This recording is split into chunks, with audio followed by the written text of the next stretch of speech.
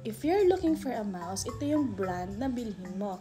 Ito yung Gojudoc Ergonomics 2.47 GHz USB connection, wireless na siya. Ang model na is M09. Ang maganda kasi dito, meron ng resting place, yung iyong thumb, at saka ganyan siya pag ginamit. Okay? Meron siyang button sa baba. Ito is to go forward pag nagbabrowse kayo or to go backward. Of course, andyan yung left and right at saka yung scroll natin. Ito, DPI yung tawag. Pero para saan ba to? Comment nyo nga to. DPI. And then, ang maganda kasi dito, yung connector nito, one time mo lang siyang isasalpak sa inyong computer or laptop. Kasi parang i-install na siya yung pang-connect dito.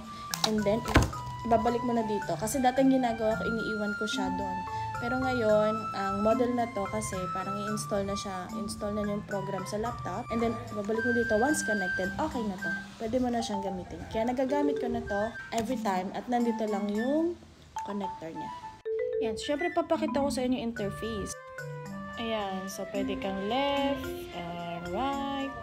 And then, search mo si Google. Halimbawa, images, ganyan. Syempre, magkakaroon ka ng back button.